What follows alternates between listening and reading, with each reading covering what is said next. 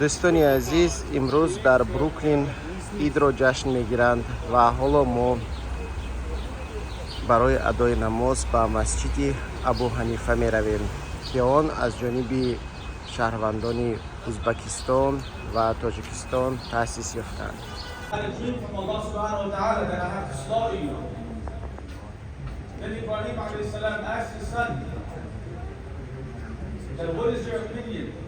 What do you say, oh my son?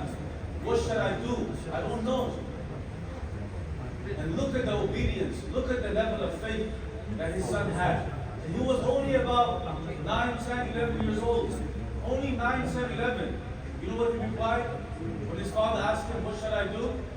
He said, do as you are commanded, my father. Do as you are commanded. He didn't say do as you please. Because prophets, they can't do whatever they wish. Whatever they commanded from Allah, that's what they have to do. That, oh my father, turn my head around, put my head to the ground. Because I'm scared, I fear that maybe when you look at me, I fear that you may disobey the order of Allah. Look at the obedience, look at the level of faith of his son. 10 years old, 12 years old.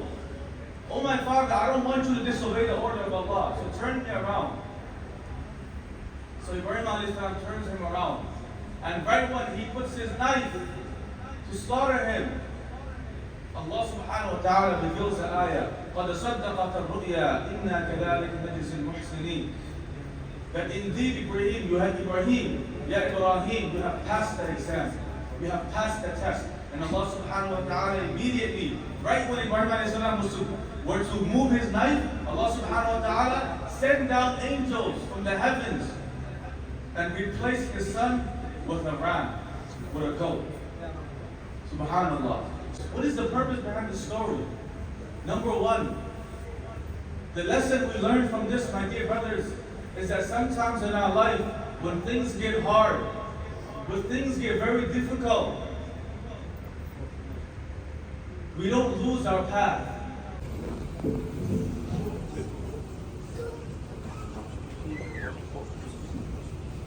الحمد لله الذي جعل الكعبة الحرام قياما للناس وأمنا.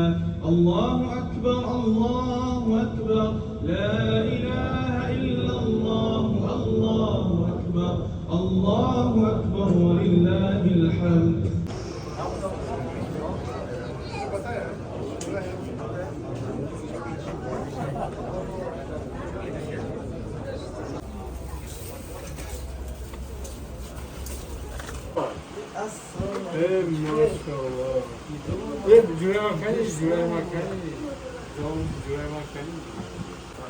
муҳоҷирои тоҷик ҳар кас ба таври имкон чунин дастархонҳои идона меороянд ва онҳо ба табрики ҳамдигар мегӯянд.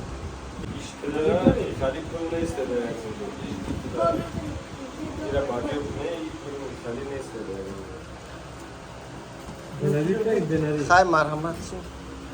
وعلیکم سلام.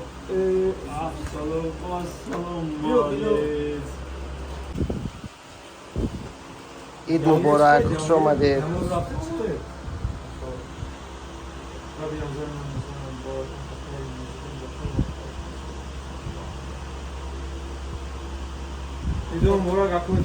رحمت مبارک شود.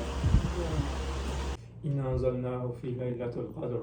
ليلة القدر خير من ألف شهر. تنزل الملائكة والروح فيها بإذن ربه من كل أمر. سلام حتى مطلع الفجر. سبحان ربك رب العزة عما يصفون والسلام على المرسلين والحمد لله رب العالمين. إلى آمين. اللهم آتنا حسنة وفي الآخرة حسنة وقنا عذاب النار برحمتك يا أرحم الراحمين. رحمت عید مبارک بار دیگر. انا دوستای عزیز، ما به خانه اکای محمد آمدیم برای تبریک عید. اینجا تاجیکای مقیم بروکلین اشتراک دارند. عید مبارک اکای محمد، عید مبارک. رحمت برای دعوت. اکای زبای و پیری کار акай муллоҷон, ид муборак.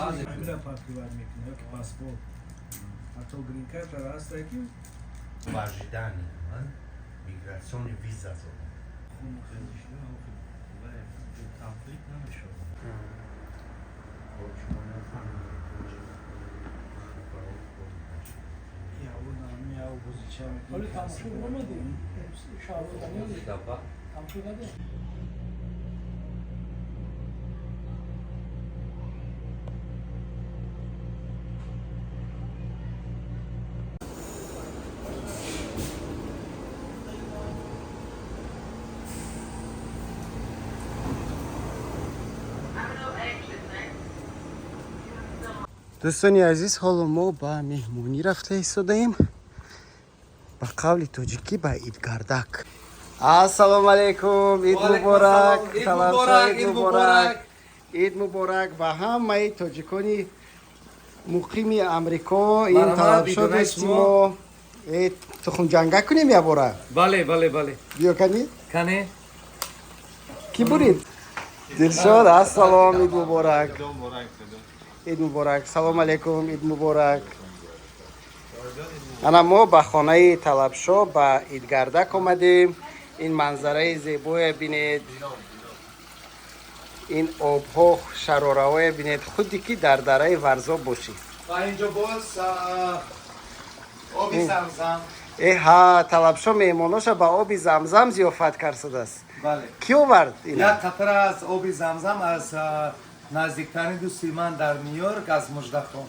ҳа, ташаккур ба мужда. Мужда як духтари бисёр фаъоли тоҷик аст ки тамоми чорабиниҳои мардуми тоҷика, ҷамъияти тоҷикоят раҳбарӣ мекунаду ташкил мекунад.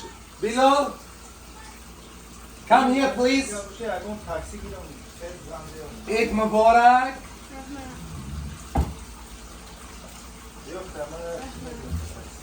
набин, иди нав муборак, тухмако қаторак. Say Eid Mubarak. ид муборак. بیا بلال بیا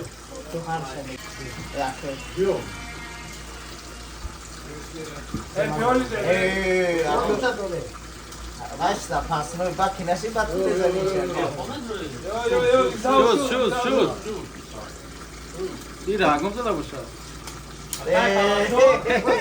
وای دادی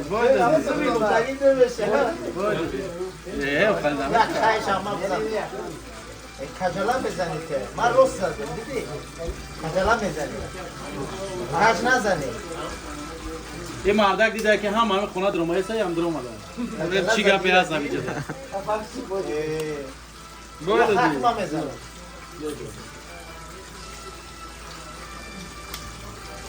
خوب بود کردم کجالا زنید بیا اکی اومد باید دادی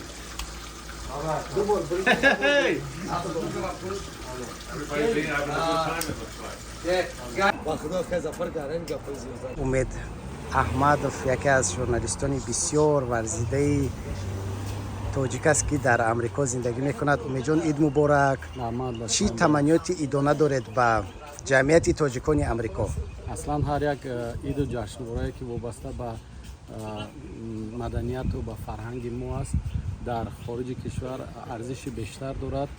ҳамин иду арафа аст ки мо тоҷикони дар амрико буда сарҷамъ мешавем, дидор мебинем, аз ҳолу аҳволи якдигар бохабар мешавем ва дар ҳамин лаҳза масалан маълум мешавад ки ягон тему ба ягон кӯмак ниёз дорем ё дигар аст.